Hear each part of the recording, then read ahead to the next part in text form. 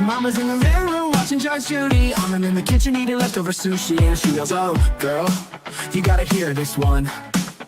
A man was arrested for running the theme park. And when they said, where's your license? He said, my dog ate it. Oh, you can't make this shit up. Sometimes I wonder if life's just one big cosmic joke. It's like she's on a Reddit, reading r/funny lawsuits, yelling from the couch. As she sips on a Prosecco, makes fun of all the weirdos, and then I hear her shout. It's like she's on a Reddit, reading r/funny lawsuits, yelling from the couch. As she sips on her Prosecco, makes fun of all the weirdos, and then I hear her shout, girl, you gotta hear this one. Mama loves to laugh at how absurd life is, says it's all a comedy and I'm her audience. And I love the way she makes fun of the world. She said, you'll never guess what's with their girlfriend. It was a man who didn't get us out of the bed. He said, I've been through hell and now I need some help. You just can't make this shit up. You just can't make this shit up. Sometimes I wonder if life's just one big cosmic joke. It's like she's on a Reddit, reading r/funny lawsuits, yelling from the couch. As she sips on a Prosecco, makes fun of all the weirdos, and then I hear her shout. It's like she's on a Reddit, reading r/funny lawsuits, yelling from the couch. As she sips on a Prosecco, makes fun of all the weirdos, and then I hear her shout, girl, you gotta hear this one.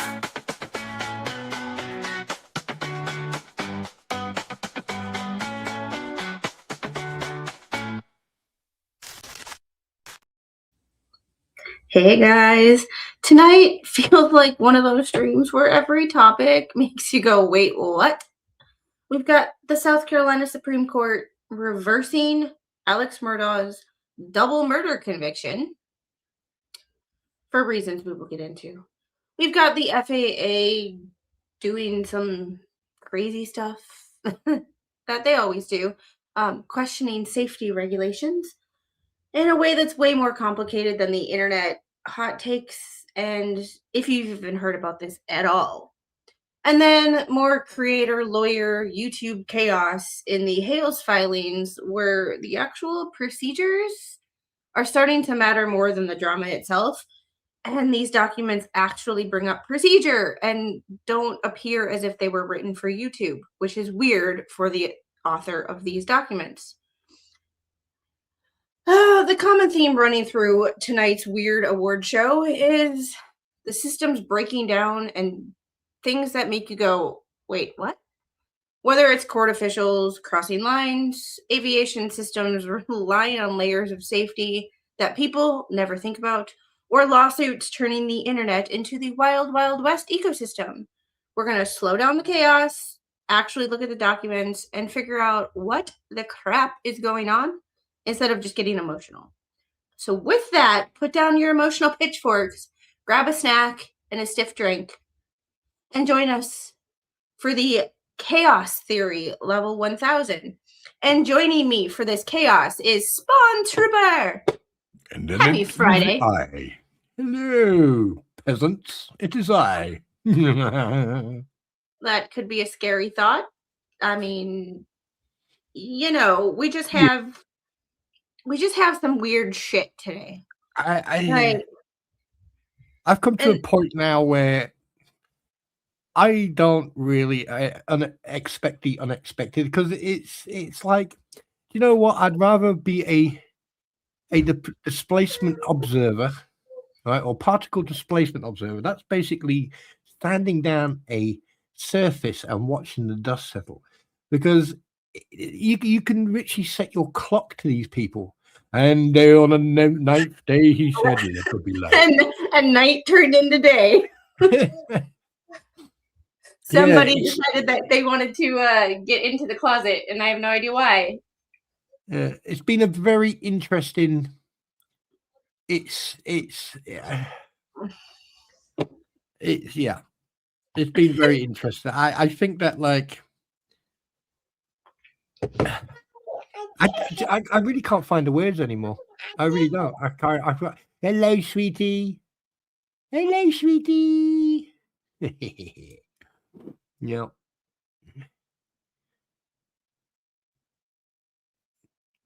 We'll just wait. Ladies own that conversation now. So getting us started tonight is the little telling me that she wants chips, and since her father is outside doing who knows what, who knows where, I need to go get her chips before she has a complete mental breakdown. Okay. And when my underweight child, who barely eats anything, wants to eat, I am going to feed her. Absolutely. And I'll just take over your stream and demand the first topic we are going to get into is Alec Murdaugh, because I have thoughts, and she's destroying my setup. So I will before she destroys everything, I gotta go. Right, just before you go though, I've got something to show you. Ta-ta, ta-ta-da-da-da-ta-ta. My new look. Romans. That's like Roman soldier meets the theater, madam. The theater, to be or not to be. Yeah, we're gonna go do Daddy. Say what? Stop hitting my. I have to go before she completely destroys. Yeah, go. I'll go. Yeah. Oh my God! Look at the screenshot. You look constipated in that picture. Anyway, hello everybody. Hi everyone. Roy, hope you're doing well. Gail, hi. Heidel, hi. Gail, again, hi. Who else I missed you? Tammy, hi. Yes. Snipe Hunter, yeah. Hello. Yes. It's going to be an interesting one tonight. Yes. Who am I missing? Who? Andrew Meyer, hi. Yes. I'm just going to go and say hi to everybody. Yeah. Yes.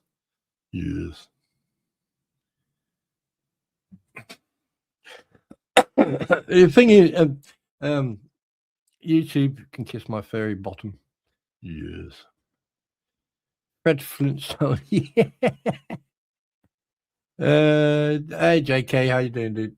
Good to see you. Still trying to figure out what this part. What was it? Sent party hat for 20 jewels. What? Hi Kim. Hi. Hey. Hi. How you doing? One thing's for a fact. I don't know about this first topic. You know about the other. By the way, that's cool when the aircraft landing and taking out that individual. I've got a couple of things to say on that in regards of self-deletion stuff. Yes. What would you like to say? Well, basically, what really perturbed me. I'm trying to not swear today. It's a Friday no swearing day. Okay. Anyway, right. I saw. I mean, obviously, I've sent you links to the videos and stuff like that.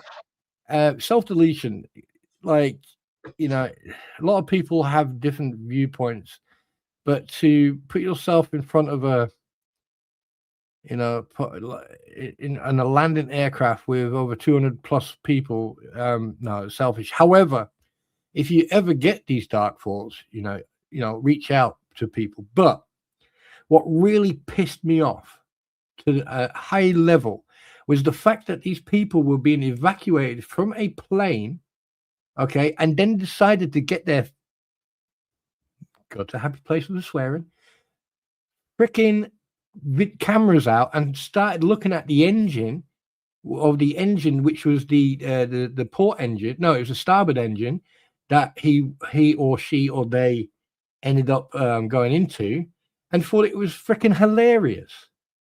I mean, what is wrong with people these days?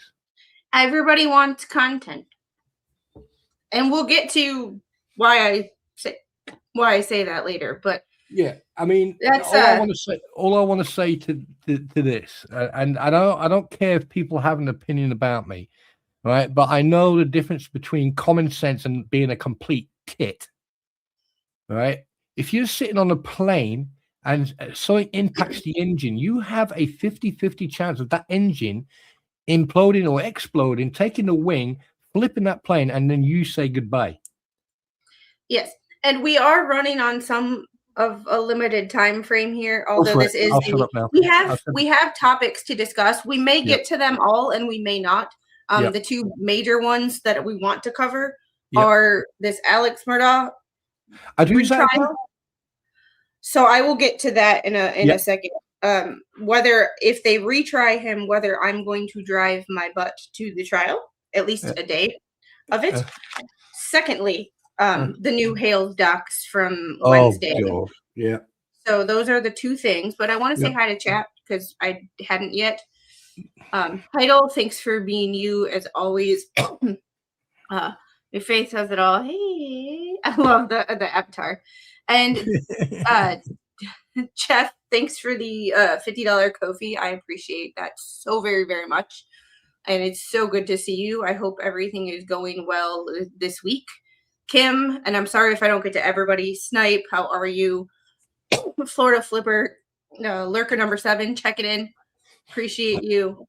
Hope everybody is doing well today. And I'm sorry if we don't get to the chat completely, but we have a lot to discuss. And at 5 p.m., I will be over with Nick Starro on his Slightly Buzzed Friday, where I will have a large glass of wine after this week.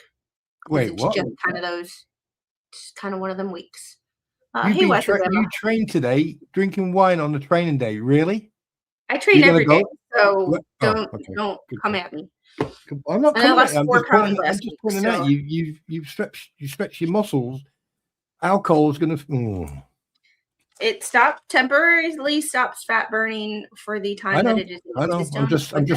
I'm just busting your balls. You should know that. Okay. All right. So, hey, Amos girl, how are you? We are going to get in first thing to this. Thank you. He closed the door.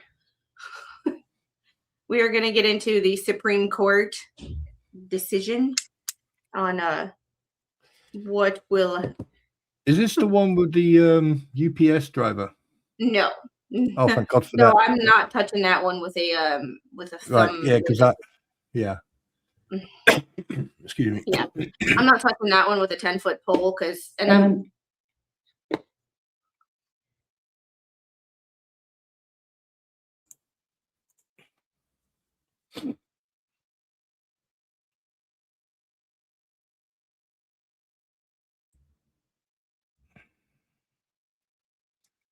since I upgraded my wavelength software for my mic, it decides that it randomly wants to open at random times and gives me an echo. So I saw it opening, and before I echoed, I muted myself. So I got stuff. I caught it this time. But at the same time, like, I saw it coming. All right, so this was Richard Alexander Murdaugh. He is a disgraced South Carolina lawyer who was convicted or pled guilty to a bunch of financial crimes and is in federal prison for those financial crimes. However, he was accused of unaliving his wife, Maggie, and his youngest son, Paul, at their South Carolina hunting property. The clerk of court for Colleton County, South Carolina, decided that she wanted to write a book. And with doing that, she made some comments to the jury, and they were the case for jury tampering. So we are going to get into what this says, but background, if you have been living under a rock or you don't live in this country and you do not know of this trial, for 6 weeks in early 2023, the eyes of the nation focused on Colleton County, where the state prosecuted notorious former attorney Richard Alexander Murdaugh for the murders of his wife Maggie and son Paul. Both the state and the defense skillfully presented their cases, I wouldn't go that far, to the jury, as the trial deftly presided over this complicated and high-profile matter. However, their efforts were in vain because Colleton County Clerk of Court Rebecca Hill placed her fingers on the scales of justice, thereby denying Murdaugh his right to a fair trial by an impartial jury. Our justice system provides, indeed demands, that every person is entitled to a fair trial, which includes an impartial jury, and untainted by external forces bent on influencing the jury towards a biased verdict. Although we are aware of the time, money, and effort expended on this lengthy trial, we have no choice. Key words there, no choice, but to reverse the denial of Murdaugh's motion for a new trial due to Hill's improper external influences on the jury and remand for a new trial. Because we order a new trial on this basis, it's not necessary. We review every evidentiary issue Murdaugh raises on appeal. However, we address the admissibility of Murdaugh's financial crimes to offer guidance on this thorny issue to the trial court remand. It's a big deal. Like, the clerk of court is supposed to be a member of the court. You are not supposed to be biased. You have, everybody has their opinions. But there is a time and place to express those opinions, and 2 members of the jury is not one of them. So this is a lengthy document. I am not going to, it's easily searchable on the internet if you want to read it word for word. We are not going to read it word for word because. So what exactly did she actually do to cause this? We will get into that. Right. Sorry. Am I jumping ahead again? Yeah, I am. Yeah. Yeah. I live in South Carolina. I think he murdered his family. My husband doesn't, but all of the financial crimes will keep him in prison either way. Good. Yeah. And I completely agree with you. I don't live in South Carolina, but I live in East Georgia. We're close.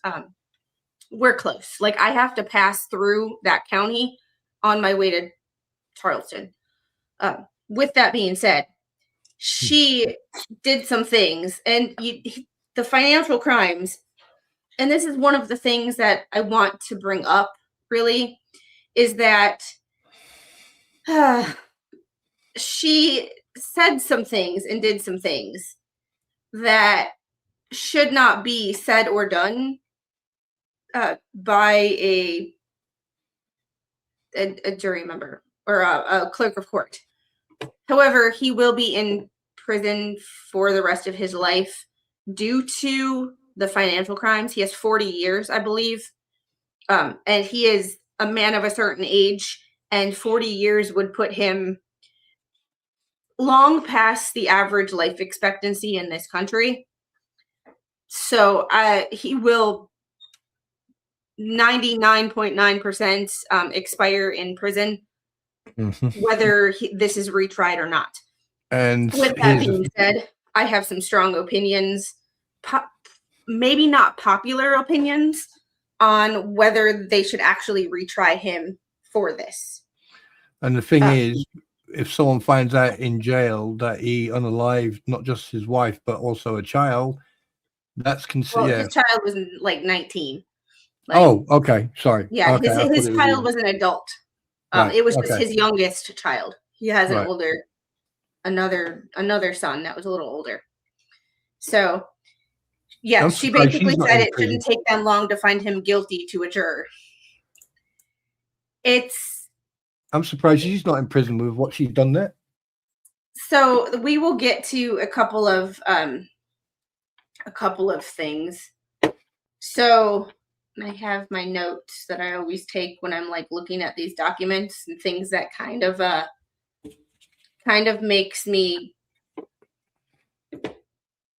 like things that I want to highlight, I write down, but I put in a notes app. So I'm like looking at, because I have lots of notes and I'm trying to find my actual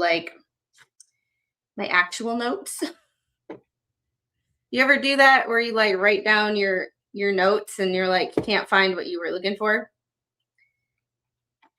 For some reason I never write notes down, but if I write notes down, you know there's going to be a problem. See, and I have to write notes because with my cognition, yeah, if I do not write it down, I think so. Yeah. I will. If I don't write it down, I will forget what I want to talk about. Yeah. And because I have a lot to talk about, I want to make sure that we And ladies and gentlemen, I can 100% vouch for the fact I have actually seen that little booklet that she has. I take notes and notes and notes and notes and notes. Yeah. The problem is sometimes I take so many notes that I can't find what I'm looking for in my span of notes. Yeah. Especially when they're handwritten and then they translate onto a screen and they're like, huh? Can I ask you a question? I mean, yes. Being over in the over in the United States of the American East, do you think that post-pandemic things have become way worse than they were before the pandemic? Yes. I'm not trying to blame the pandemic. I'm just saying because it seems to me that post-pandemic, across the board, from regardless of what it is, people have just lost all sense of normality.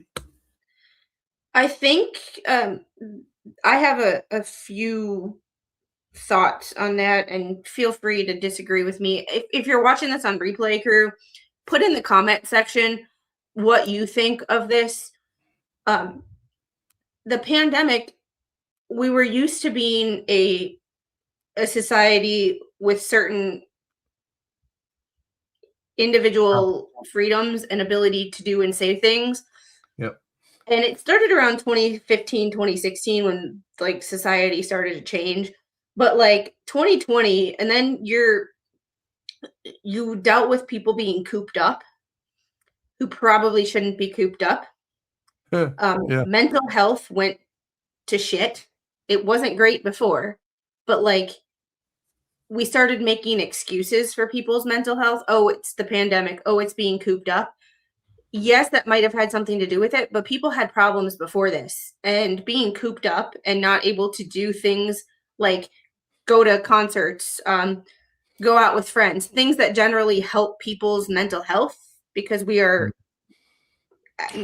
humans are sociable beings most of the time. But the problem is mental health is now used. It's just like instead of saying discrimination, people call you the figure of speech is a generic. Instead of saying, oh, this person is discriminating, oh no, they're racist. It's like mental health seems to be like a self-labeling or a label that is so abused and used. And I see where you're coming from, but getting back to what you actually said about things getting worse in the pandemic, I think the pandemic, people were like, oh, it's the pandemic's fault. It's the pandemic's fault. So that's when they started making excuses for people's mental health.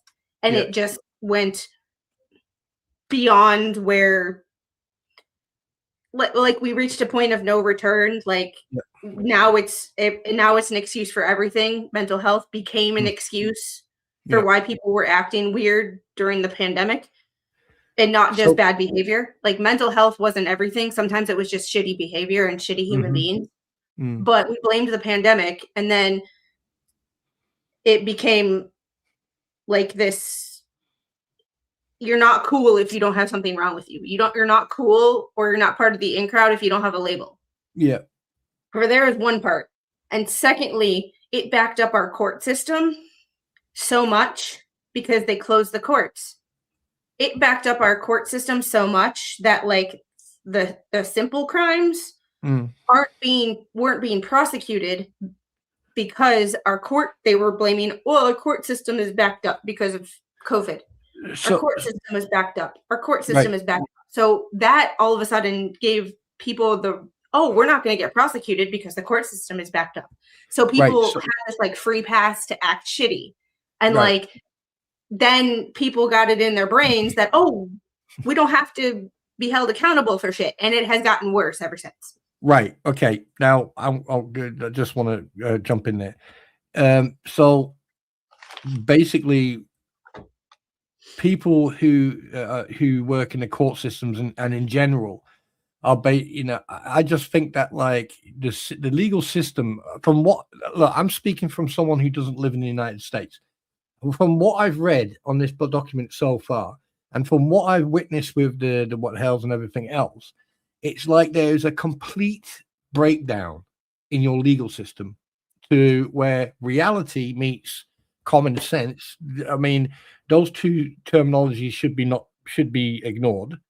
And it's like, I mean, where do you draw the line? Where do you go, right, okay, the court system is not working, something needs to be done. There are judges, there is a judge out there who's been removed because she was using her what do you call it? There's a not ethnicity, not ideology, it's her orientation. Right. So I mean it's like looking at this, looking at this one paragraph, the behavior from that woman has richly undermined not just the judge but the jury and the whole system. Yeah. Well, it's twofold. It's not just one cause, but when the court system was backed up, so you stop prosecuting and you tell cops not to arrest people for the simple things. Yeah. It shows the average Joe Schmo on the street that I can be a dick and there will be no consequences. Yeah. I can be an asshole. I can go rob a store up to this much money because they're not going to prosecute me. Yeah. So it gave people license to be shitty human beings because there is no accountability. And then when you try to introduce accountability, like certain people are now, and just go back to regular law and order of prosecuting shitty behavior. Yeah. All of a sudden it's like people are like in shock. Like this is this awful thing and you hate people because you're prosecuting crimes. It's like, no, we're just holding people accountable for their asshole behavior. It's not But now we've gone so far past that point of no return with certain states and governments and court systems not holding people accountable, that when you do try to hold people accountable, and I think this is another problem with the Hales case in general, is Jeremy is trying to hold people accountable, and I totally get that. But now we live in a society where people are never held accountable for their fucking actions. Yeah. And looking at this case, and looking at just this one paragraph is telling me what this case is all about. It's a farce, really. They try to, when you've got one person the fact that one person had the ability to cause this much problem, these many, can't even speak English, these many problems within one court case. Yeah. Because of her, they have to go through it again now. Yeah. Well, and I have, basically, I have thoughts on whether they should or not, because he will be in prison for 40 plus years based on his financial crimes. And he is, I think, in his 50s or 60s now. He's not going to be a free man.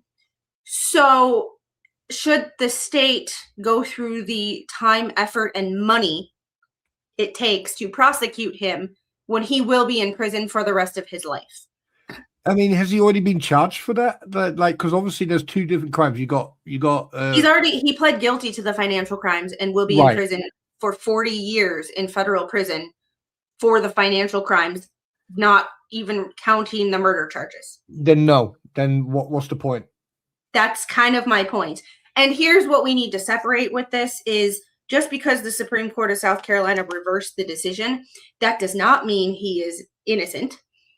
That does not mean he didn't do it. This is not a guilt or innocence. This is a court personnel who is supposed to keep her fucking mouth shut, interfering with shit. What about a double jeopardy?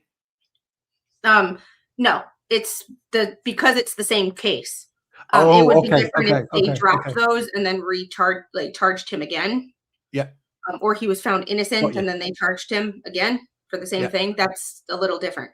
However, we're not debating guilt or innocence. This is about fairness, jury integrity, and basically what's supposed to be the basis of our constitution.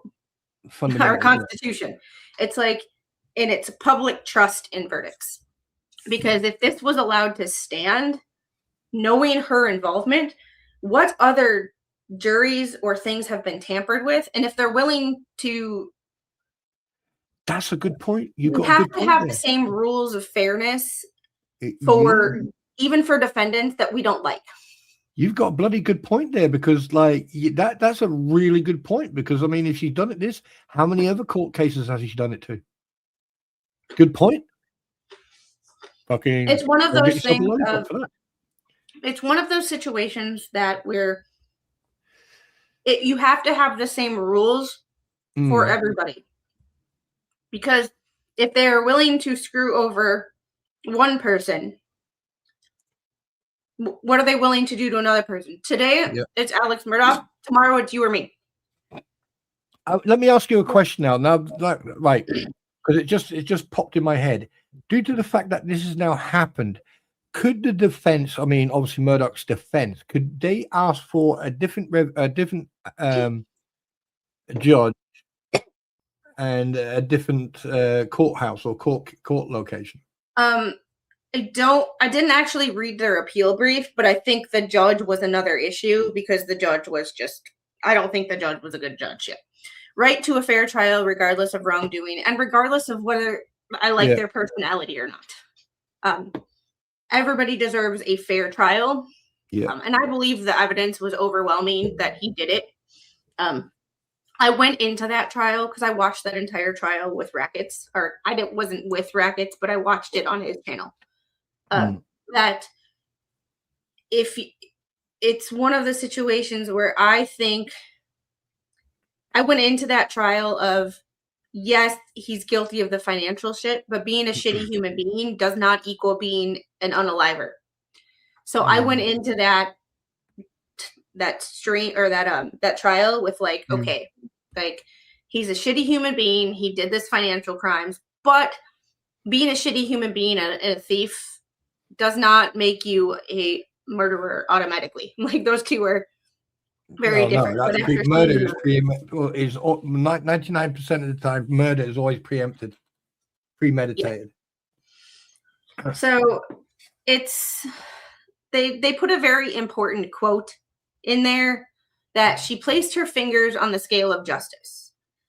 That is totally, like, I've never seen a document written like this from a Supreme Court of a state before. I've never seen an appellate decision written like this, where you can tell that the justices had some severe contempt for a certain individual, and it's not the defendant. So it's, AP, thanks for the $10. I hope you're doing better this week. Remember, 50 states, 50 constitutions, 50 set of laws, thousands of counties and cities with their own laws, one federal constitution. That is the least law the law can be. Yeah, and it's kind of, I get your point, and it's like, but we're all entitled to a fair trial. And unfortunately, a lot of it is court of public opinion these days, and it's like, it should not be. So I like that analogy. I like the way they say the fingers on the balance of. Yeah, placed her fingers on the scales of justice. Yeah. So, and here's the Becky Hill problem. She goes into, and I have to find the page number. So, Juror X, who testified on the first day, acknowledged hearing Hill say before Murdaugh's testimony, looks like the defendant is going to testify. This is an important day, or this is an epic day. And then it was rare for a defendant to testify. Whether it's rare for a defendant to testify is not an opinion that you should be telling the jury. You should not be talking to the jury about anything related to the case other than, what do you want for lunch? It's and hey, DR to most, how are you? And if you are the praying type or the positive vibes type, send DR to most your thoughts and prayers. Family needs it right now. That's all I'm not going to get into any more than that, but thoughts and prayers for family due to some things. Yeah, Becky's a moron. Like, yeah. Ballistic data shows he didn't pull the trigger. Guarantee he knows who did though. Yeah, I don't think he was the actual. I'm convinced that he was in a status because he came from a very like old money kind of situation. Like for over there, it would be like an aristocrat or a lord lady type of situation. Not royalty, but like affluent. So I don't think he was the actual person who did the unalivings. However, I think it was his idea and his. So you are it's speculation that allegedly it could have been someone else who did the job for him. Yes, that's what you're trying to say. Yes, right. That is my opinion of the situation. Yes. So she goes. Durz's affidavit gave a more detailed recitation of Hill's comments towards the end of the trial after the President's Day break, but before Murdaugh testified, the clerk of court, Rebecca Hill, told the jury not to be fooled by the evidence presented by Murdaugh's attorneys, which I understood to mean that Mr. Murdaugh would lie when he testifies. Not supposed, like, your clerk of court, like, the clerk of court should not even, this is not your job. You have a whole bunch of other stuff to do in the county. This is not your job. She also instructed the jury to watch him closely immediately before he testifies, to look at his actions, look at his movements, which I understood to mean he was guilty. That's basically her telling them to psychoanalyze his body language and his expressions. And if they want to do that of their own accord, that's different. Fine. Yeah, because that's then from their own, their own opinion. But when someone tells them to do that, you're basically you're taking away any type of I don't know what the word is. You're taking away, even though he's guilty, but you're still taking away his right to be treated fairly. Yeah, you're taking away his right to a fair trial, and you are unduly, like, if a juror wants to analyze, if a juror wants to analyze body language as part of what they decide to do on their own accord and of their own volition, fine, then let them. They'll watch what he does. Generally, they do. Watch what he does before, watch after, watch the body language, watch the eye contact, things like that. Yeah. What's the head juror called? Huh? The head juror. Just the 4-person. Right. So let me ask you a question. If she's talking to them, right, because obviously I don't know how many people are 6, 8, 10, 12, right? Why did the 4-person then not approach the judge and say, is this what you want us to do? Oh, yeah. Sorry. Yeah. So getting more of what she said, look at this footnote and all the documents. The only other person I've seen write this snarky of a footnote is Belatha. So it's, as her book title suggests, it turns out Hill was quite busy behind the doors of justice, thwarting the integrity of the justice system she was sworn to protect and uphold. The book was pulled from publication because Hill plagiarized portions of it. Oh, snap. Like, it is, so, oh my goodness. And I have this broken down into Becky Hill, but basically, this wasn't like random gossip. This wasn't, oh, she might have said this, or multiple jurors have testified to the fact that she interfered. She became a character witness on behalf of the state. And I think that's a quote in here because I wrote that down specifically. I just can't remember where. I read this. I had Speechify read it to me yesterday. And then I went back and like read certain pages. So it's this is the thing about not reading documents. I'm getting used to not reading documents 100% and picking out the most important part. But for me, this is difficult because I like to talk and I like to read. And I don't want to give you guys a narrative. So I'm trying to, it's like being back in freaking elementary school and writing a book report. How are you supposed to summarize an entire 100-page book or 200-page book in, a 5-minute report? I'm working on it. So excuse me if I get a little lost from time because I am learning how to do this on the fly. Because my other channel, the one linked right above me, that is my area of expertise. That is like, I'm already learned in that subject. We'll get to that phrase, learned in the law. I'm learned in OT. I'm learned in corrective exercise. So what you're saying, you can't do what I can do. So what you're saying is that you can't do what I can do, but I can't do what you can do. But together, we are fucking unstoppable. Together, we're a whole person, Yeah. I'll be the muscle. I bet yours hurt right now. Oh, my goodness. But I tell you one thing, what I find quite strange, when did she write this book? Was it during the case, before the case? It was during the trial that she was writing it. She tried to release it after, and there was some drama with that because it found out she plagiarized part of it, so it was pulled from shelves. It's, but what's her name again? Becky Hill. Becky Hill. So furthermore, they go on. Furthermore, Hill's attempt to insert herself into the jury's deliberations through these comments was in line with her stated desire for a guilty verdict to sell more copies of the book she planned to write.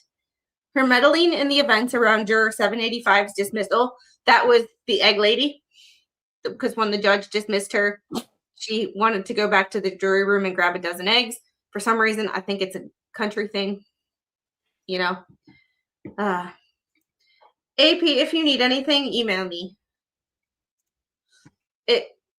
It's just, and her self-aggrandizing conduct throughout and after the trial, from granting favors to media members, such as allowing them to view sealed exhibits and sitting a writer with the court staff in the courtroom to granting interviews.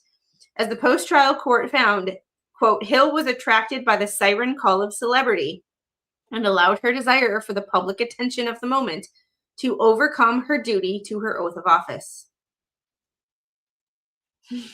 We have no reason to find that Hill did not make all the statements jurors reported. Therefore, we hold Murdaugh established Hill made comments that day Murdaugh testified was epic or important and urged the jurors not to be fooled, confused, or thrown off or convinced by Murdaugh and to watch his body language closely. So they go into, I'm learned in salt and vinegar. I'm just salty,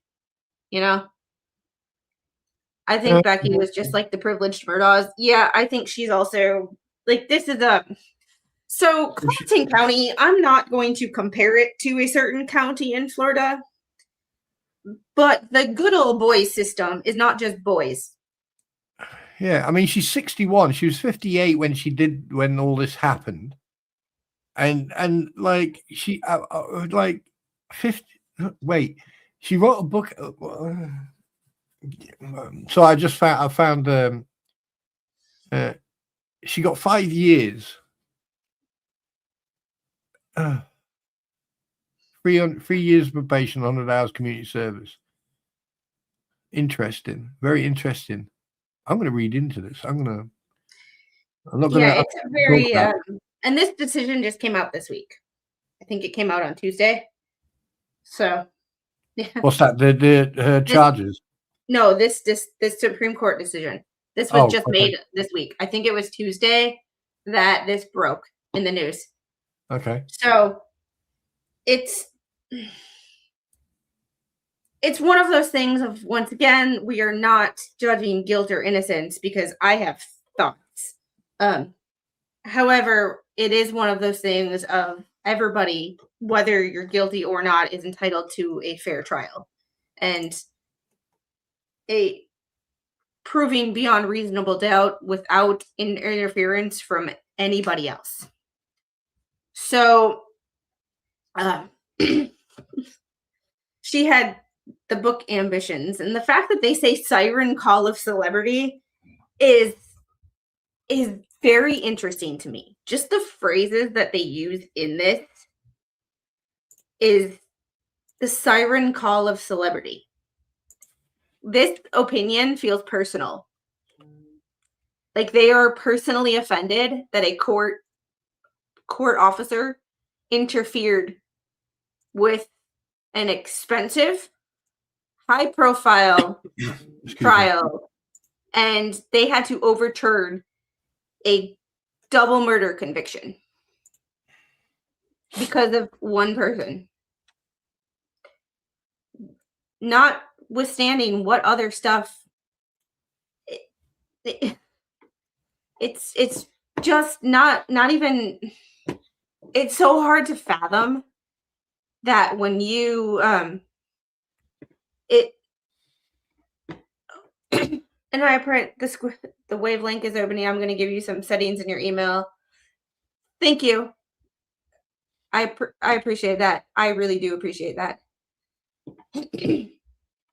RJ, right? The Nautilus. Thank you. Just came here to give a like and then get back to work. Your hair looks amazing. Thanks. It's post gym hair. I put some dry shampoo in it and ran a straightening brush through it and said that'll have to do. And apparently, when I don't give a damn and I say that'll have to do is when it looks the best. Yeah, because the taxpayers are eating this one, which is another reason where I'm like, where I'm torn on whether they should actually retry him or not. So it's one of those situations where if it wasn't a 6-week trial, because most unaliving trials are like 5 to 10 days. Yeah, this trial was even more complex than the Hales saga. That's fucking Hales saga is not even done yet. Oh, I sent you something, by the way. Okay. Uh-oh. Yeah. That's good old Becky Hill. Yep. He sent me a picture. He does research. Yeah. Didn't take long. I mean, like, here's my opinion about this. Like, obviously he's already been charged and sentenced for the fraud and theft and everything else. So let's just put that one to the side and let's not fucking mention that again. Now, the case that she interfered in and sort of meddled in is the unaliving charge. Now, if that case was not correctly or not properly done and completed, and that the jury were influenced by an outside source, then I'm sorry, yeah, trial him again, because at the end of the day, regardless, right? If you get, obviously she's no longer there. Jurors, you can bring jurors in. And the biggest issue is, this is my personal opinion now, the biggest issue about court cases that are in the media and have media attention, there's always going to have an issue. If you've got cases like this and you know that the media are starting to broadcast it, then you need to close the doors, because at the end of the day, right, there's none of this, like, acting in front of the camera, so to speak. Does that make sense? Yeah. And getting more into this, they talk about, we also hold the post-trial court erred in finding a lack of prejudice because Hill's comments were limited in subject and not overt as to opinion, were only heard by at most 3 jurors, and were made in a case with overwhelming and compelling evidence. That's 3 too many. And they get into that. We reiterate, the burden is on the state to rebut the presumption of prejudice. First, the post-trial court erred in finding Hill's comments were limited in subject and not overt as to opinion. Hill clearly advised the jurors to find Murdaugh and the evidence he presented not credible, and essentially urged them to render a guilty verdict. Hill's position as the Colleton County Clerk of Court, an officer of the court who managed the trial and was the primary caretaker of the jury, amplified the impact Hill's comments had on the jury. Yes, this wasn't a random person who approached the jurors in a hallway. This was the freaking clerk of court, someone who's supposed to be trustworthy. And if she says, hey, you should look at this or you should look at this, they're probably going to be like, oh, she's allowed to tell us that. Thinking she's actually doing her job. Next, the limited number of jurors who acknowledged hearing Hill's improper comments did not reduce their prejudicial effect. As the Supreme Court explained, a criminal defendant is entitled to be tried by 12, not 9 or even 10, impartial and unprejudiced jurors. The strength of the state's case does not necessarily warrant a finding that the state met its burden of proving lack of prejudice. The state certainly produced considerable evidence here, and arguably reasonable minds may debate whether the evidence here was overwhelming. It's one of those things of overwhelming evidence or not. I just sent you a theory. With the process. And you cannot interfere with the process. Yeah. I've just sent you a private message and a theory before I actually say it. I want you to read it and then just go look at, just again, give me your response. That's it. That's it. Yeah. So basically, what I actually sent to Squid is this. Do you know what? This looks like she is trying or has made a name for herself, get fame for the upcoming book. I think that all this was because she wanted to get the name out there. Now, to jeopardize your freedom, your reputation and your credibility and everything else, just to put a book out there.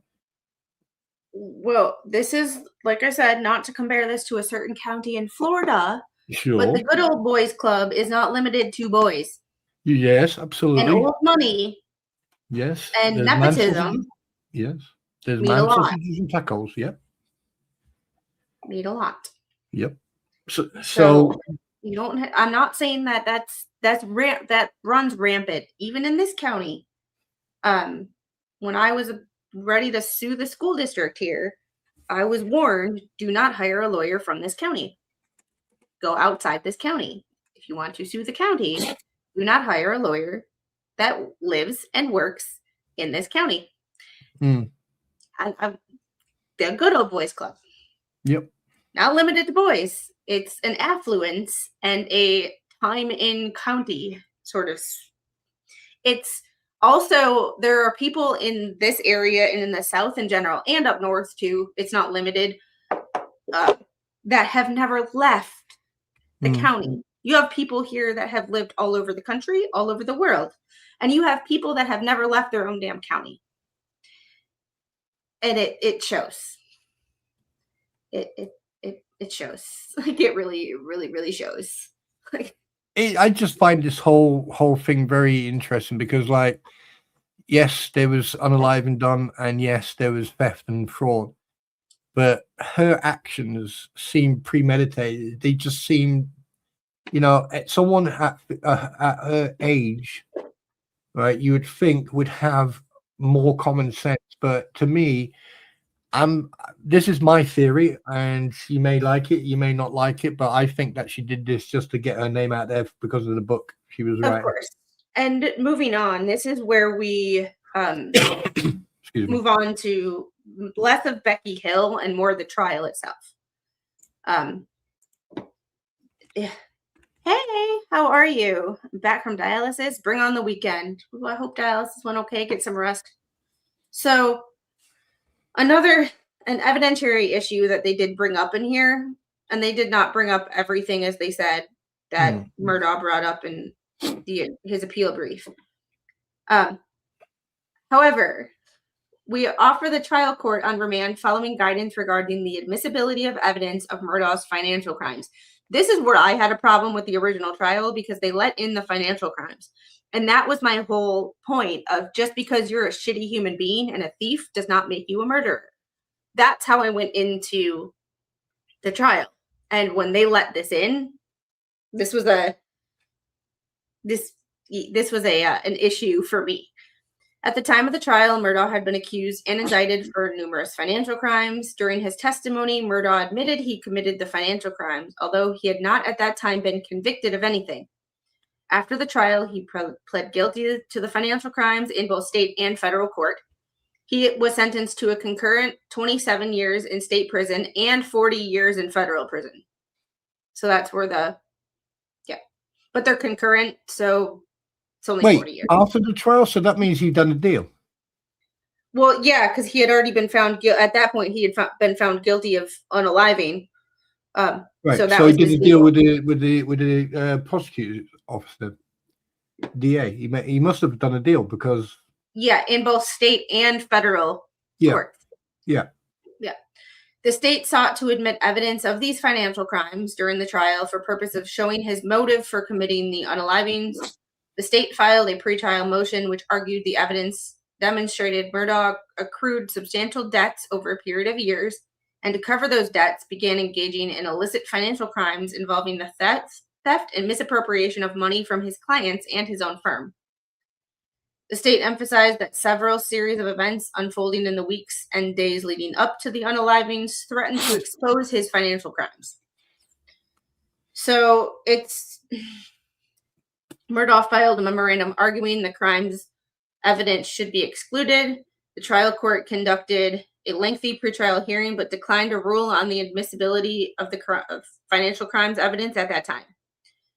So during various breaks in the course of the trial, the state presented the testimony of 8 witnesses regarding the crimes outside of the presence of the jury. After hearing this testimony and the arguments of both sides, the trial court found all evidence of financial crimes that may likely have led to a motive or lend itself to motive for the crime committed was admissible.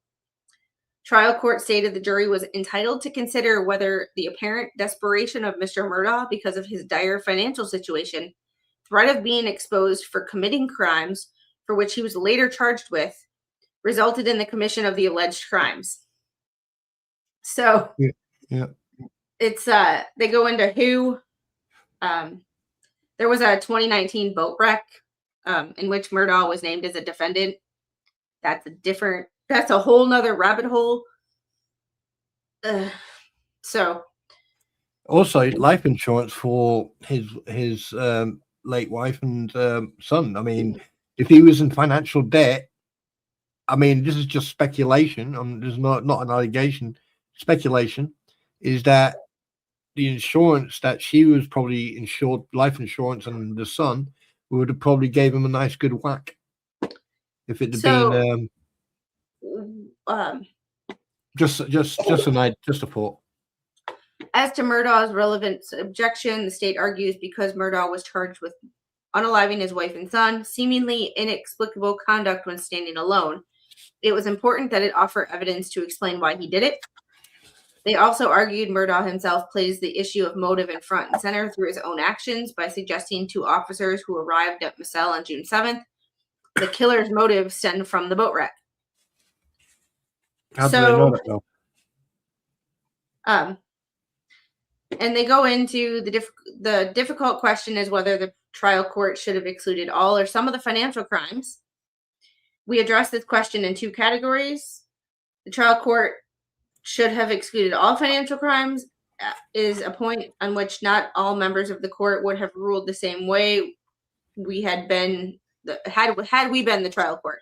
So there was a disagreement among the 3 justices. Or the 5, I can't remember how many are on the Supreme Court of South Carolina. 5, I think. It's 3 for an appeals court, and I think it's 5 for Supreme Court, but I could be wrong. There's a 95% chance I'm wrong. I don't remember innocuous facts like that. It's just a bizarre. We unanimously hold the trial court allowed the state to go go far too long and far too deep into aspects of Murdaugh's financial crimes that were not probative of the state's theory and motive. They spent 12 and a half hours on the financial crimes. Well, they can stay as long as they want, as long as they can prove motive and they can prove. That's not according to the Supreme Court. That's literally what I just read. Yeah. Said, we unanimously hold that the trial court allowed the state to go far too long and far too deep into aspects of Murdaugh's financial crimes that were not probative of the state's theory of motive. which gave rise to considerable danger of unfair prejudice and therefore should have been excluded. So, Uh-huh. and it's that prior bad act. Like, you can bring in some, but it's the trial court specifically found Murdaugh's commission of the financial crimes does not suggest to the jury that the defendant has a tendency to commit unalivings. As we will discuss below, we find considerable unfair prejudice in allowing the state to go as far and deep into detail as it did. So, it's just a they go into, and that is the trial court. By holding the trial court in this case acted within its discretion of admitting some, we certainly do not intend to require the evidence to be admitted on retrial. As in often the case, the facts and circumstances on retrial may be materially different from those presented in the initial trial. So, we do intend to require, however, if the trial court decides to admit evidence of Murdaugh's financial crimes on retrial, the state must complete its introduction of that evidence efficiently without the lengthy presentation of inflammatory details with little to no probative value that was permitted in the first trial. So they went far too long in the first trial. So that is basically getting rid of that. I mean, now that we've been here for an hour, we will get to the go hydrate, take a pee break. We are going to get to what a lot of people are actually here for. The two documents that were filed this week by Richard Luthmann. Oh my God. Yeah, and we're going to get to them relatively quickly because I will say, having skimmed through these documents, these were written much more for the court, in my opinion. Like, I could be completely wrong, but compared to the last set of documents and basically all the documents that he's ever filed in this circus, these are the two that actually look like they were written for the court and not YouTube. Whereas the last one, I feel like, was specifically written for YouTube. I even made a short about that. This one, I feel, was actually written for the court. I've got something. That doesn't mean I agree with it, but right, I've got something to point out before you go into that. Yeah.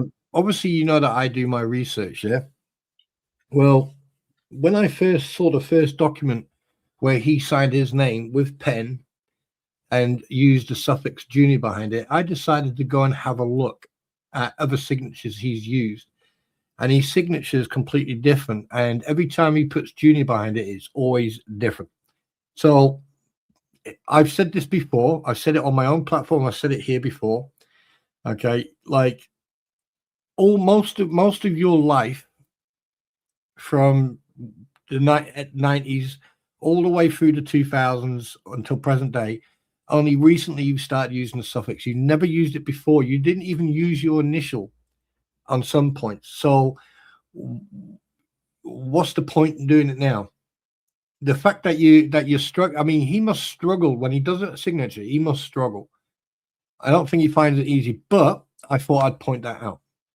At the end of the day, right, he's known as Richard Luthmann or Richard Albert Luthmann, regardless, right? It's public knowledge. His name is out there. He tried to run as president for, I think it was New Jersey or some local council or some stuff like that in the early 2000s. And look where he is now. He had nothing to do with this case whatsoever. He was injected by Dewsboy and Volpe. And here we are now. And he still can't get it right. You're muted, by the way. Of course I am. So I'm dropping a link into the chat of a video that Rickles, aka Polymopicus, did on pro se no special rules, with specifically the phrase not learned in the law. Because that's been kind of a hot topic, especially in on my channel. I've discussed it a lot. To be honest, I don't know what everybody else has discussed. Spawn was trying to tell me, oh, I was in so-and-so's chat last night. And I was like, I have no idea what you're freaking talking about. Not a damn clue. Like, it's like, duh. Apparently there is body cam footage. I have absolutely no idea. No, I'm going to make this phrase. When people, I have absolutely no idea what any of that is. I have absolutely no idea. So when someone says body cam footage, I have absolutely, and Spawn's over here like, oh, by the way, I'm going to talk about, and I was like, he goes, don't get overly opinionated or put your, and I'm like, I have no idea what's going on. I've been focusing on this channel right here above me. I've also been making a business plan for an opportunity that came up in the 3D world. I've not been talking about this topic very much. I talk about this topic maybe once every 2 weeks, which honestly has been making me bleed subs because, like I said, when this is over, people are going to go back to Hales and they're not going to follow anybody else because they don't care. I'm just going to say, like, I'm talking about Hales and I have 59 people watching. Hales drama, when I was talking about it every day, used to get 150 to 400 people.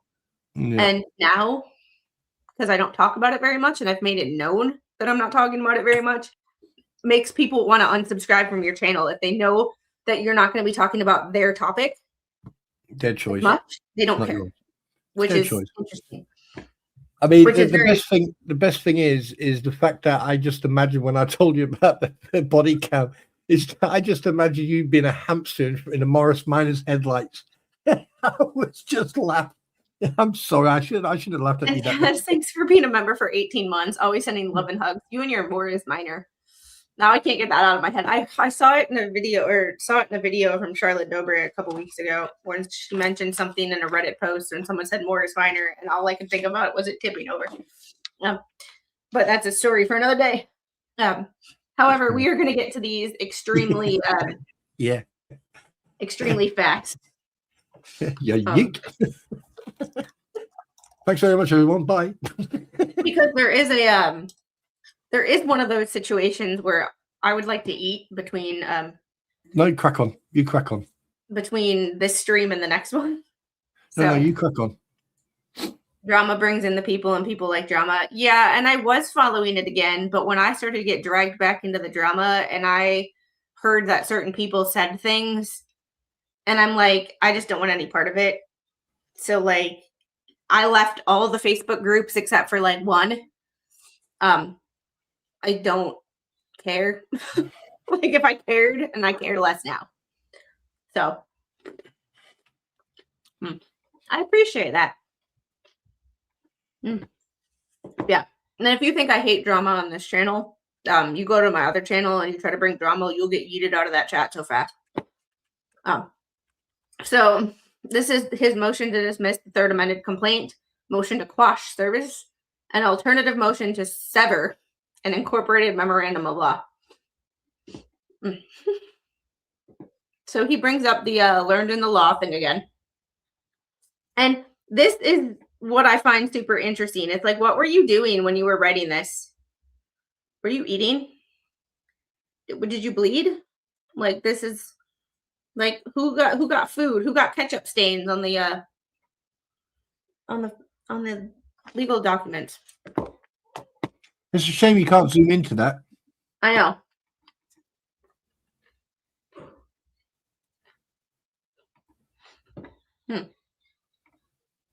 I gotta be if no one tortures Squid. Oh, there's people who torture me all the time, but you know. And have a good rest of the day. So he goes into does not waive all Rule 12 defenses previously raised and preserved in document 156, but rendered as moot by the superseded pleading. ECF 188. And I thought that was originally I had thought that this mark was on my computer. So I like tried to touch the screen and then I moved it and I was like, no, that's actually on the document. All right. So defendant asks the court to dismiss count 2, quash purported substitute service, and dismiss under Rule 12b-5. Alternatively, if the case continues, sever the claim against Luthmann under Rules 20 and 21. Direct the clerk of court to send an email notices related to this case to a Proton Mail email address. And reserve and protect all objections to personal jurisdiction, subject matter jurisdiction, venue, and arbitration, ADR, to the fullest extent permissible by Rules 12G and 12H. See, this is like it's almost like he wrote that last motion as like YouTube content, and now he's trying to get back on track. And the weird part about it is I do not like Luthmann at all. I don't think he's a good person. But when he actually puts his mind to writing a document, he blows Bruce out of the water. Like, so what happened? I've been watching Hales longer than anyone. If George doesn't come back, it's over. What happened? What am I missing? What's that? I have no idea. Hey? I have no idea. That comment was from I missed Kevin. that comment. I've been watching Hales longer than anyone. If George doesn't come back, it's over. I have no idea what that means. I'm not trying to be insulting. I have no idea what that means. Nah, he's just playing. Okay. People seem to think George left Jeremy. Oh, okay. Yeah, just like that fake wrist porn. Anyway, carry on. Okay. Sorry, I can't keep straight. No, I have, yeah. Yeah. This case did not arrive at the third amended complaint by clean litigation. Got here by drift, retrofit, and procedural salvage.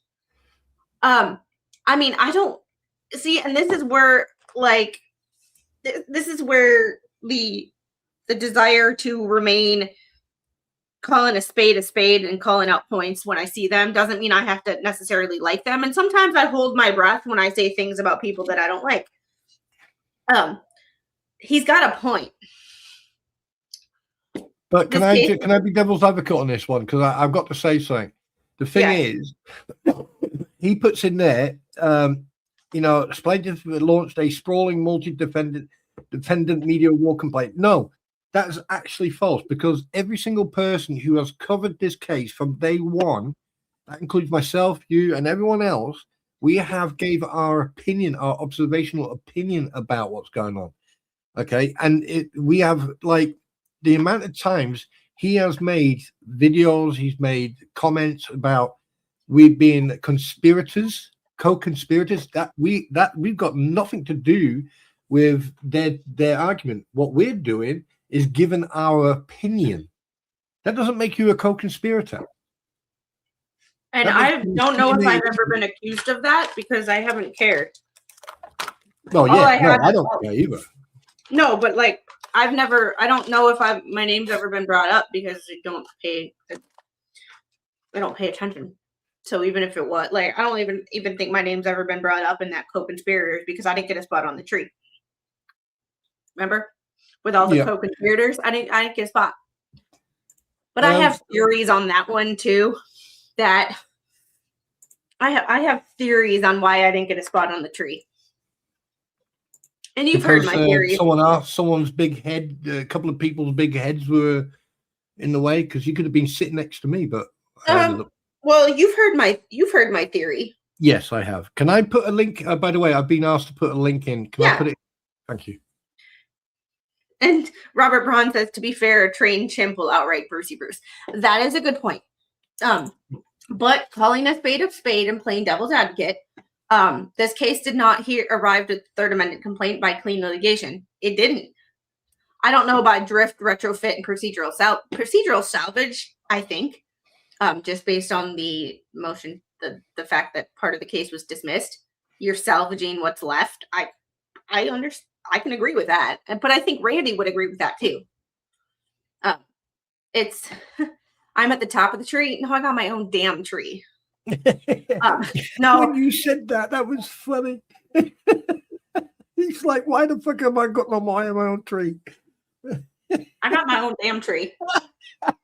No, I just think because the certain people don't hate me because I don't attack. I don't attack anybody who just. I don't attack or go after or just talk about anybody to talk about anybody. The only people I really call names are the people who personally attacked my family. Yeah. In which case, they will never be. You will just. I'm sorry. Like I hold grudges. Yep, she does. Like when I care, I hold grudges. Yep. So, and she's even got a book, How to Hold a Grudge 101. Coming to a bookstore near you. But the thing is, the way he's right, okay, like I'm sort of impressed, but at the same time, I'm not, because at the end of the day, he has admitted that he's going to be playing with the playing with the courts with documents and stuff. So how the hell are you supposed to take him serious? Even if and Robert put a comment. Oh, he's right about the clean litigation, but he also contributed to the dirty litigation. I don't deny that. Oh but yeah, big time. That's a very good point. However, it's calling a spade, and at the end of the day, remember the judge doesn't give a shit about YouTube. The judge doesn't give a shit about the internet, especially legal. Yeah.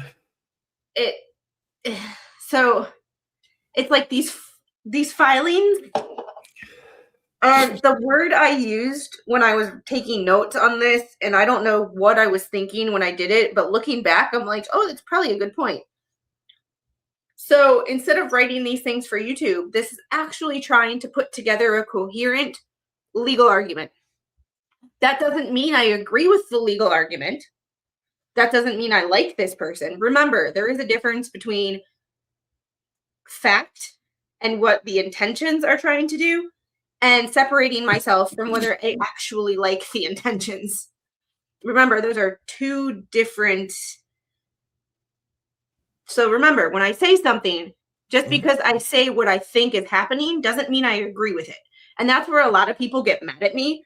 And they're like, well, you do that. No, bitches. No, bitches. Like, you can have or see a playbook and you can see what someone is trying to do and not agree with it all the time.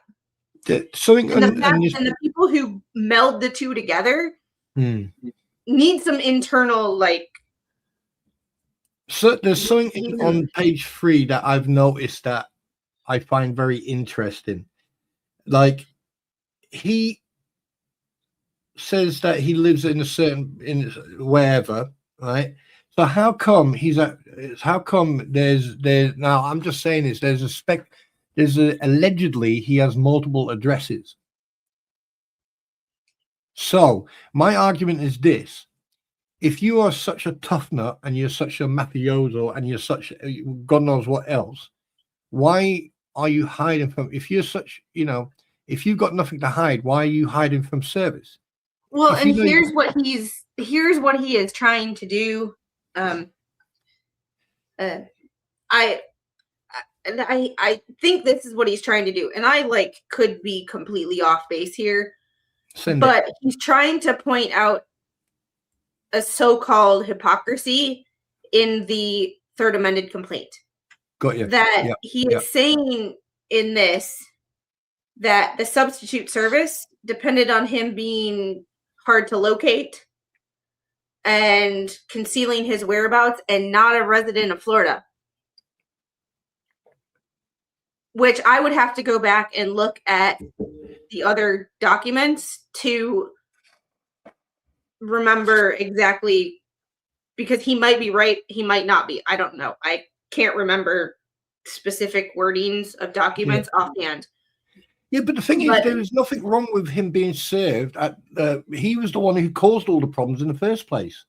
And I understand that, but remember, the court doesn't give a shit about YouTube stuff. Good point. Yeah. They only care about what's in the documents. Got you. So you can spin shit in. That's why people, and I'm convinced that's why I hate lawyers, is because you can do one thing, but you can spin it in the documents to make it look like you did it for a specific legal reason and not just to be a douche. Got you. So he now is looking at this where he's looking at this where now the third amended complaint calls him a Florida resident, whereas substitute service called him a non-resident. Well, yeah, because the thing is, he was making out that he lived in a different county. Well, no, of the state of Florida, like a non-resident of the state of Florida. So he's trying to, and I don't agree with it, and I don't think it's going to work, but also I'm not a lawyer, so I don't fucking know. But I think he is trying to make it look like there was, like Jeremy was like, well, you're not a resident here, but you're a resident here. Where it's like the consistency is if you're not a resident, you're not a resident, or if you're a resident, you're a resident. It doesn't. So I think Robert just put it and flip it. Yeah, that's what I can remember. This is probably why I'm getting a little bit confused here, because I can remember him sending in documents from places outside Florida, and Robert Brown just confirmed that. So I was that is where now he's claiming to be a resident of Florida, and he's like, why'd you need to substitute serve me, claiming I was a non-resident? He's trying to confuse the court. Yeah, and that's what he said that on their platform. That's what he was going to do. And like I said, I don't listen to, like, I've never actually heard this man's voice, nor do I want to. He was in this chat a couple weeks ago when I was talking about his documents, wanting to reach out. He has not. I have not reached out to him. I have no desire to, because like I told him in chat, I don't talk to anybody else in a party related to this. I'm not talking to him. One, you don't get special treatment on my channel because you're a party in a case. Everybody's the same in chat.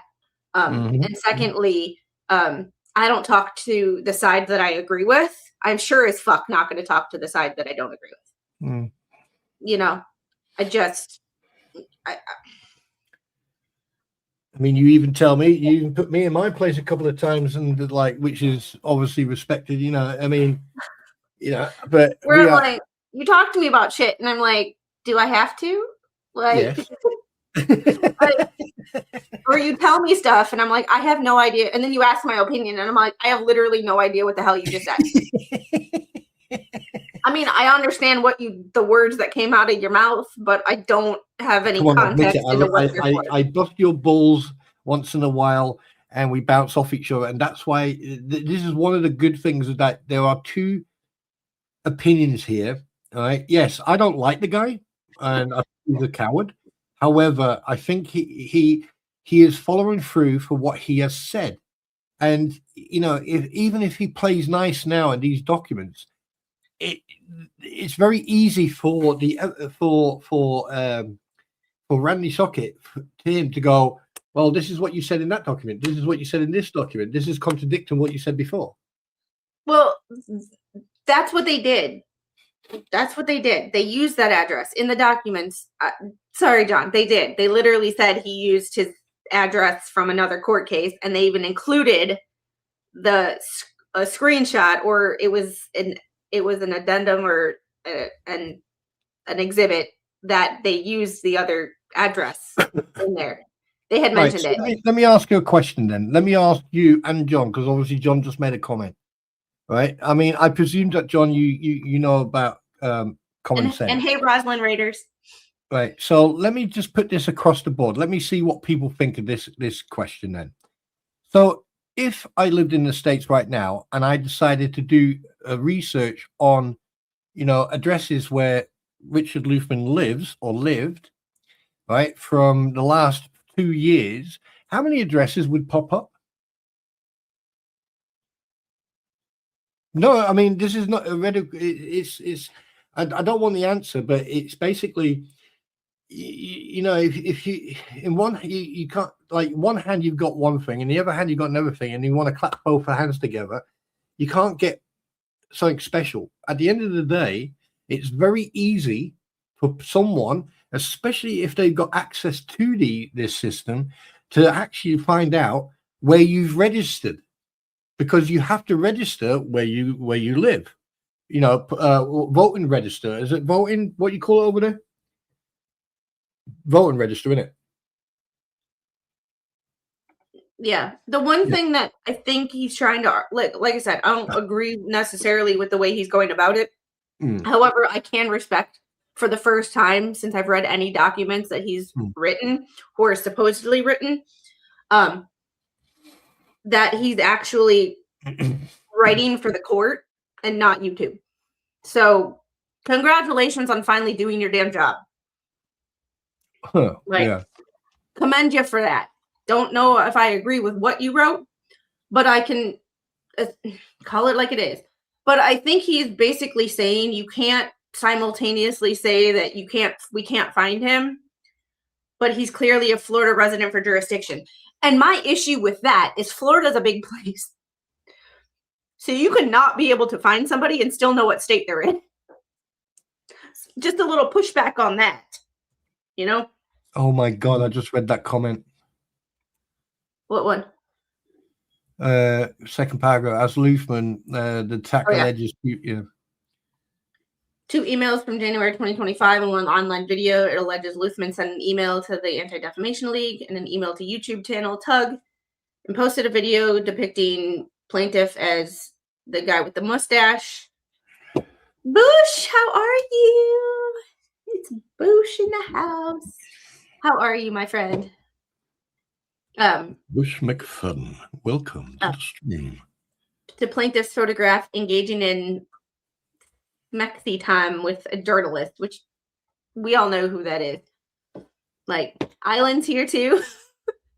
I like how you call it out. Hi, Island. Even if you haven't said anything in chat, Bush called you out and said that you were here. I hope you're having a great day. Like, Luthmann has trust fund thingies and LLCs for junior and senior properties. And this is where, like, for those of you who are just joining, he was in my chat the last time I talked about this. I have no desire to discuss anything with him. However, I don't talk to anybody anymore. Like, Spawn, I talk to you, but how many times do I talk to other people? Rarities. I don't even talk to people I considered friends at one point. And I'm like, I just, you know. Yeah. Islands in the Oh my goodness. I was gonna rewatch this and be like, what the hell, you guys? It's just yeah.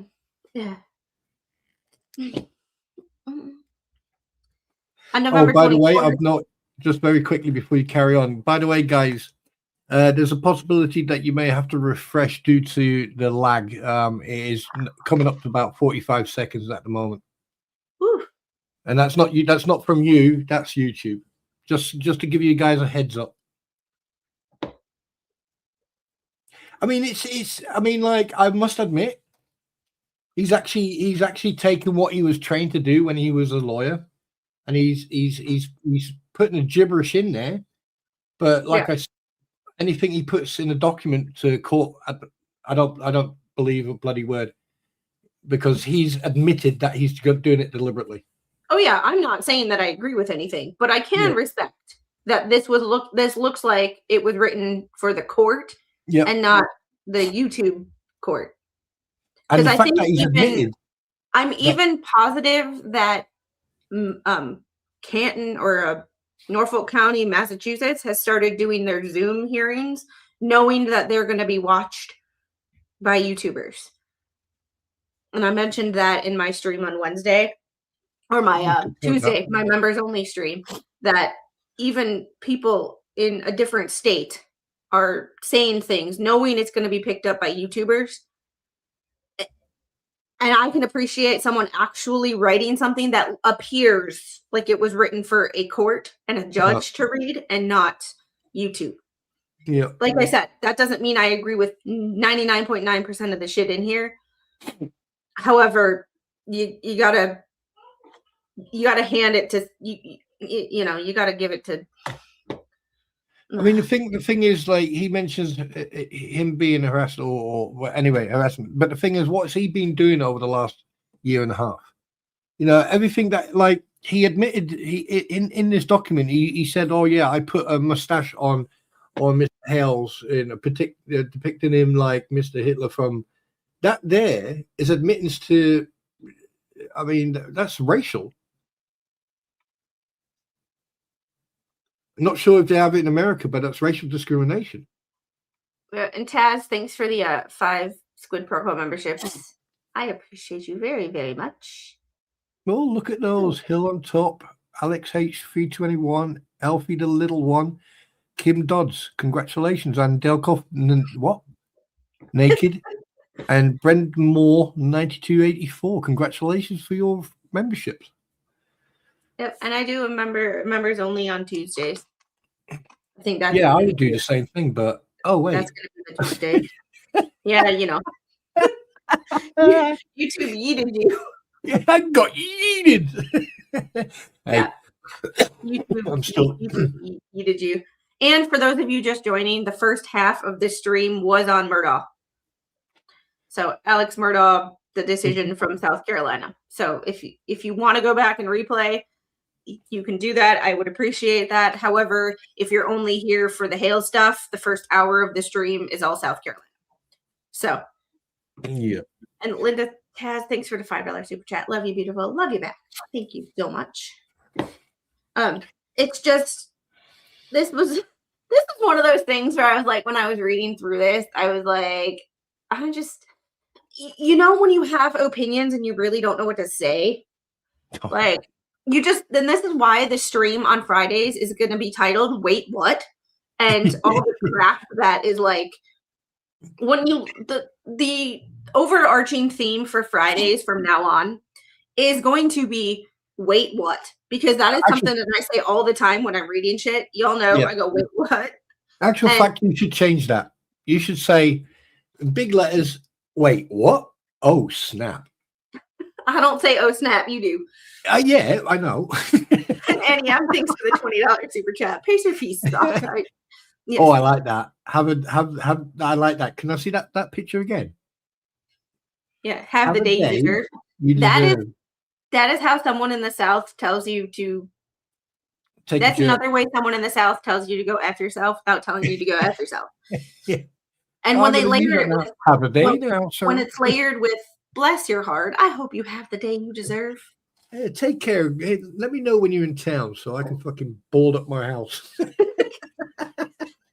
So on Fridays, this will be a catch-all, like things that I found interesting, and we will have guests. So sometimes we will get to everything and sometimes we won't. And if we don't, that'll be Monday's topic. Whatever we don't get to that I think is important will be Monday's topic. So he goes into more noticeable service, like substitute service. And it's just and this is the kind of like, service is not technicality. It's the jurisdictional act that gives the court power over the defendant. It's just one of those situations where I feel like he is trying to say in legal terms, it's, you can't have your cake and eat it too.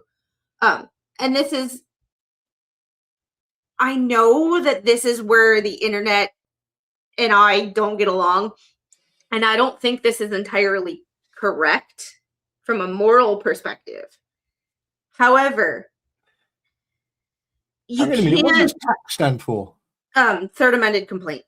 Oh, right, okay. So it's a defendant's refusal to accept defective email service is not concealment, nor do inconsistent addresses, unreturned calls, or an insistence on Rule 4 automatically satisfy the strict predicates for substitute service. Oh, you're on thin ice there, Luthmann. Oh, you're on thin ice there, Sunshine. This is where and Harry, thanks for the $10 super chat. Nutella funds. I appreciate you very much. And the little will appreciate her Nutella. Because we wake up every day and want Teletoast. He keeps bringing up, and this is where I think he's trying to stress, and this is why I said it before. He is trying to stress they say I'm a non-resident of Florida, yet now they say I'm a resident of Florida. And I do understand why he's trying to argue this, and because I think it's his only argument. I think it's an only argument where he might have a... Can I just make a point here? Yes. Actual fact, Luthmann, if you are listening, I think you need to go back to all the statements that you've made over the last year and go and listen, because the fact that you deliberately hid your locations, and the fact that you were walking down Miami Boulevard showing everyone everywhere where you live, which is a complete different location to where you say you live now. So I think you need to do your own research, Sunshine. Just saying, just pointing it out.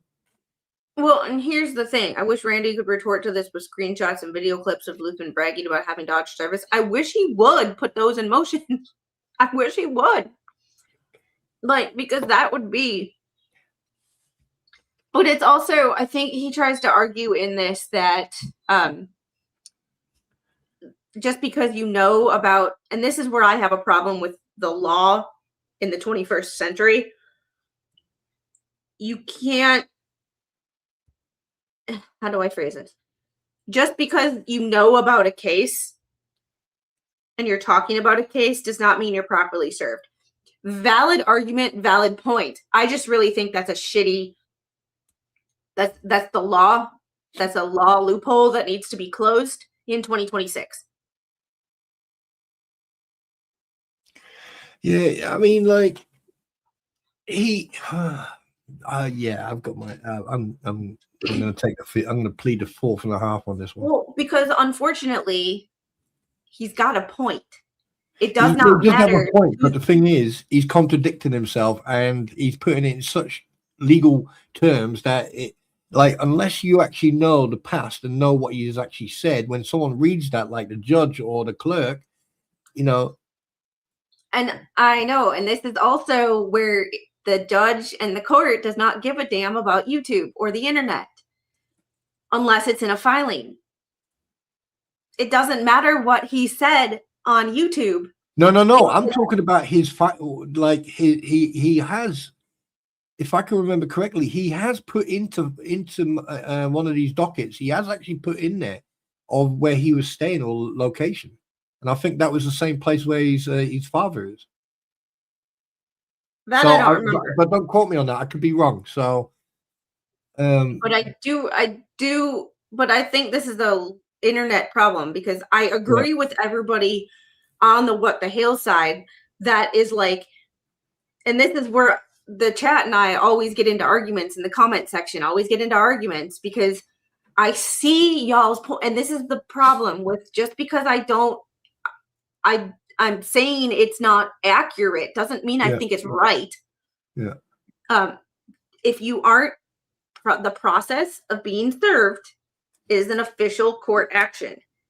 Just because you know about a lawsuit does not mean that you were officially served with the lawsuit. Stupid loophole when you're on YouTube talking about it, but that's not a Luthmann issue. That is a court issue that needs to be like, that's a legal issue that is bigger than Luthmann. Luthmann is just jumping through that loophole because it's huge and his fat ass actually fits.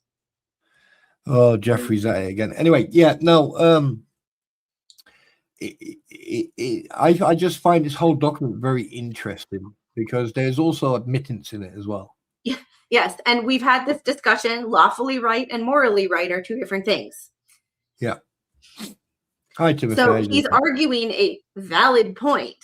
I don't agree with the point, because I think that the law needs to change, that if you were on YouTube and you can be proved that you were on social media or in the media in general, talking about a lawsuit and reading a lawsuit, you cannot claim to the courts that you haven't been served and you have no idea about this lawsuit.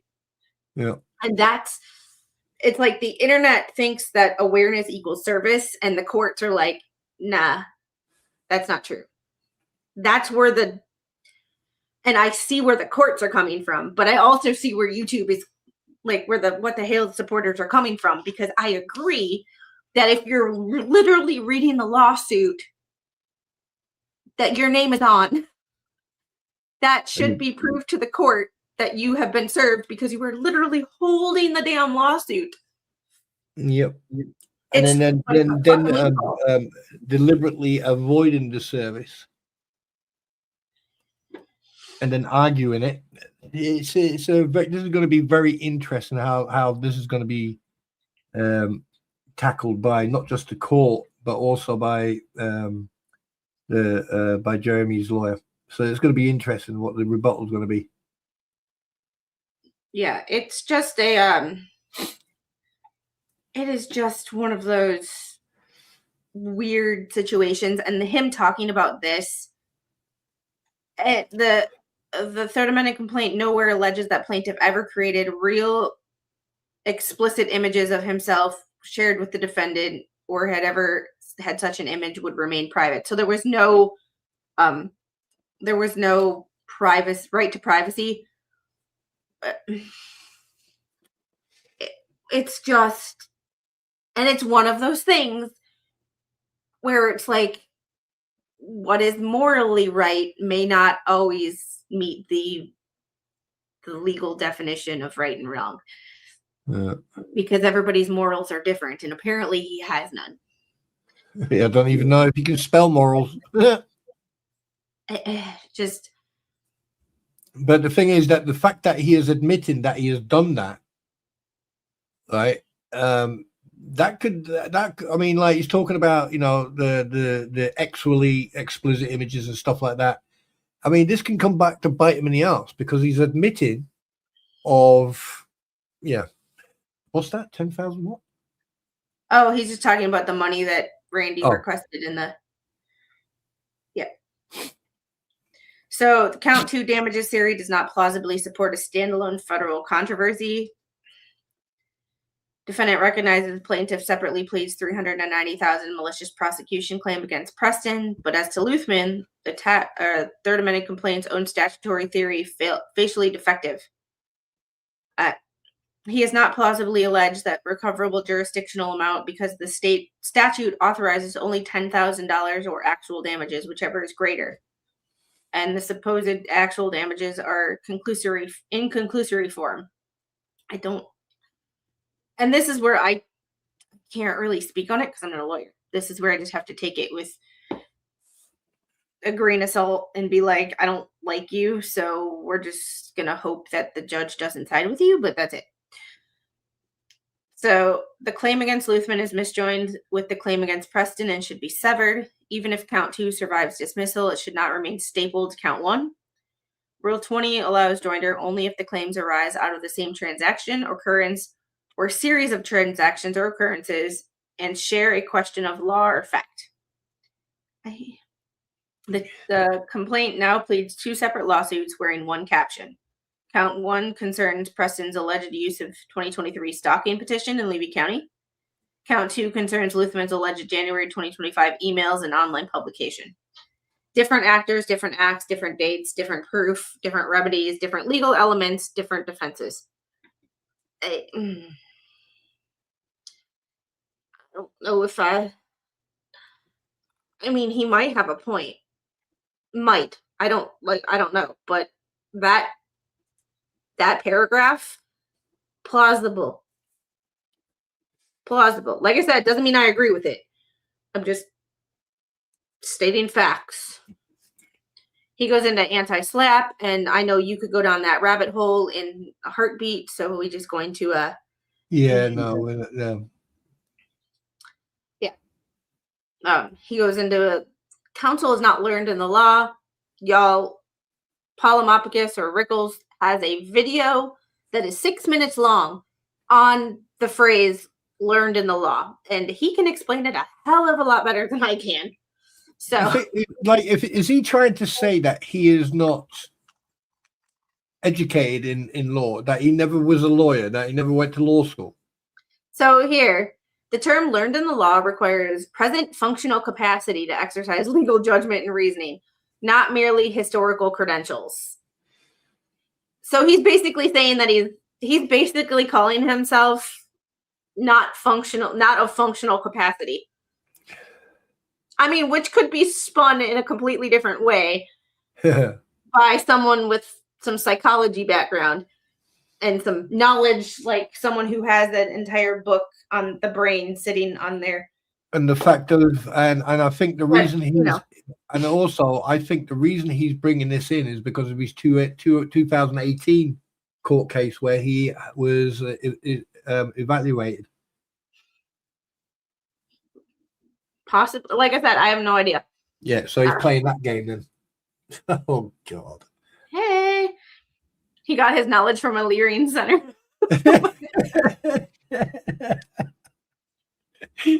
I mean, it's sad, but it's true though. But there's more than there was more. So the Leering Center whole Somali daycare thing in Minnesota, there has been another state that has Leering Centers. I think it's Texas.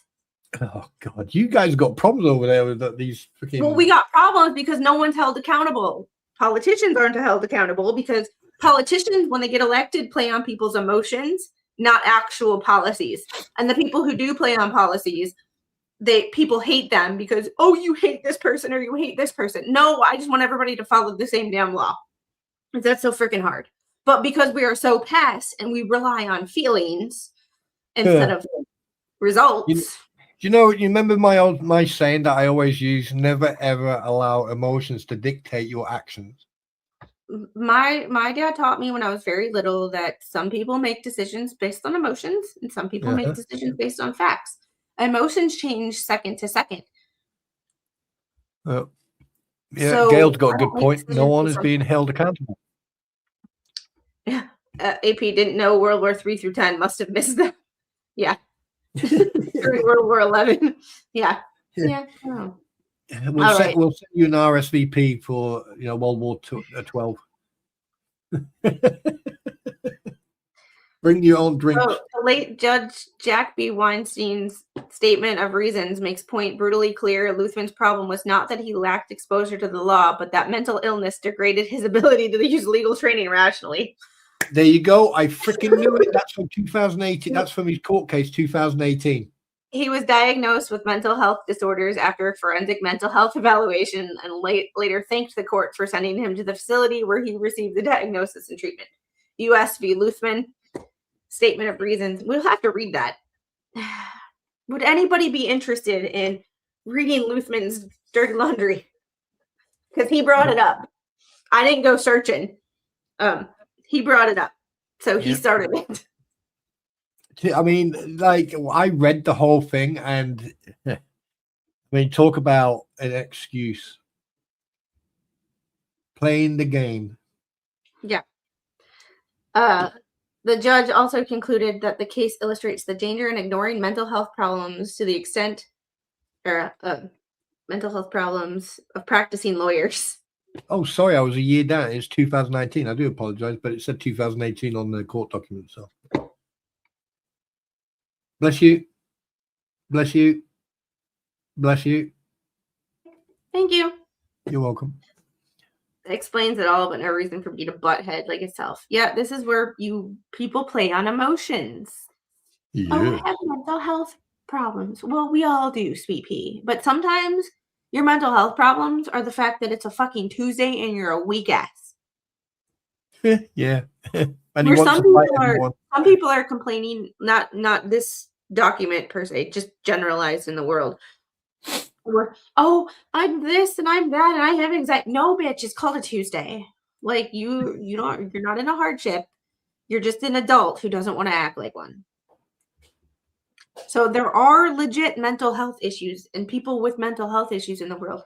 But there are also people that just like to slap labels on themselves because it's the trendy thing to do and they can hide behind it. You can't talk to me like that. I have anxiety.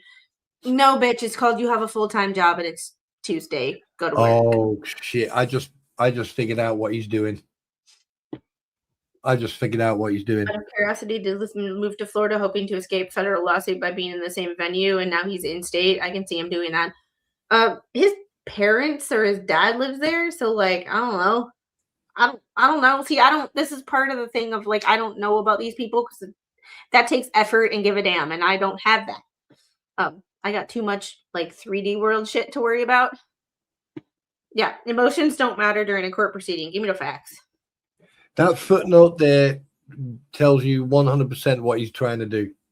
Luthmann cannot plausibly be treated as a lawyer, rendering sound legal advice to others, much less to himself, in a federal case where he appears pro se, judgment proof, mentally impaired, and without counsel. Oh, yeah, I know what he's doing. Yeah. It's just, yeah. But I'm sorry, if you don't have the mental capacity to be a lawyer, why did you see? And this is where I think him trying to hide behind that is he argues against himself, because if he would have continued to write documents like he did months ago, or even 2 weeks ago, or whenever that document was, where it looks like it was written for the court of public opinion and a YouTube stream, I could totally understand this argument might have worked. He's inappropriate. His frontal lobe is damaged. So, your high level thinking and your impulse control is gone. Yeah. But this document was actually very, in my non-learned in the law opinion, this document was actually very well written. Look at Auntie M's comment. Well, that's a bloody good point there. Well, let me finish my thought process. Yeah, go on. But I promise I will. I have it starred so that I don't lose it.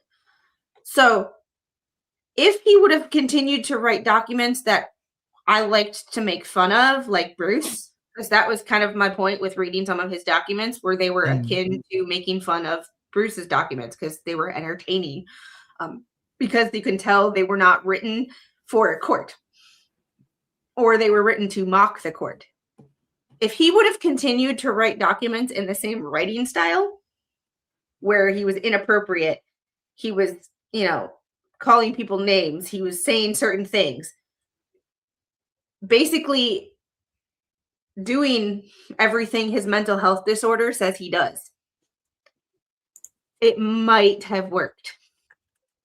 However, this document, in my opinion, is very well written as far as like the law. I don't know about the case law that he cited. I don't know about the rules as far as if the rules are accurate. As far as structure and professionalism, this document is a very legally sound, like professional document that is not mocking anybody. It has not, it has, I don't know if I agree with the legal points or even the legal points are accurate because I'm not a lawyer.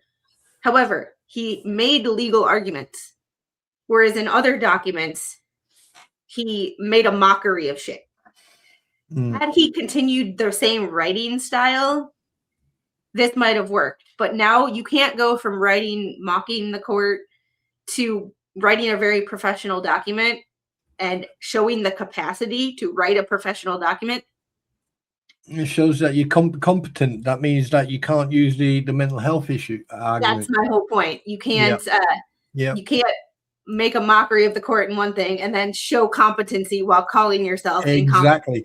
And the fact that he was the hypocrisy, I hate hypocrisy. And the so fact calling that yourself incompetent while literally writing the most competent document I've seen from a pro se defendant in this case, or even Bruce. And the fact that he has stated that he's not a lawyer, but he put in there from his 2018-19 court case where he was a lawyer. If Luthmann knows about his mental health issues, if he doesn't seek treatment, there's a rule about that. Well, and that's the thing. Is there a rule about that? I don't know. You would think there would be. AP got a good one as well. Well, and that's what I was going to talk about if we ever made it to the FAA stuff, was mental health of pilots. And some decisions that are programs that were implemented that could actually be hurting pilots instead of helping pilots. Yeah. Because if you disclose too much, they could use that against you. But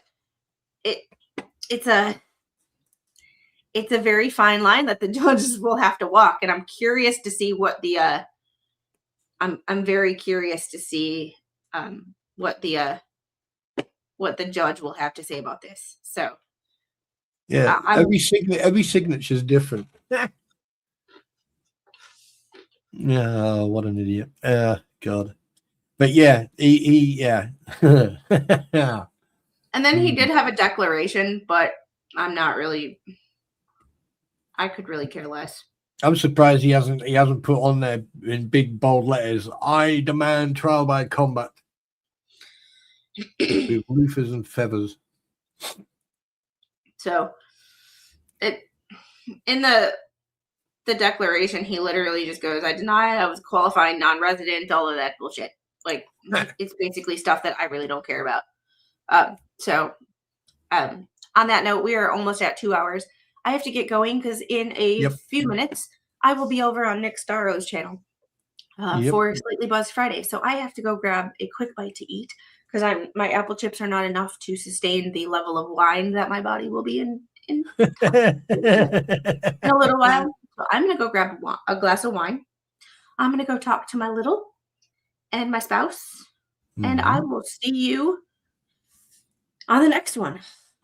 Sunday, there will be on the channel right there. There will be a live stream, probably 2 o'clock on Sunday, helping me fix my business plan or come up with ideas for my business plan, because the 3D world has an opportunity, and I need a business plan to present to my friend / business owner of an opportunity that is related to this channel.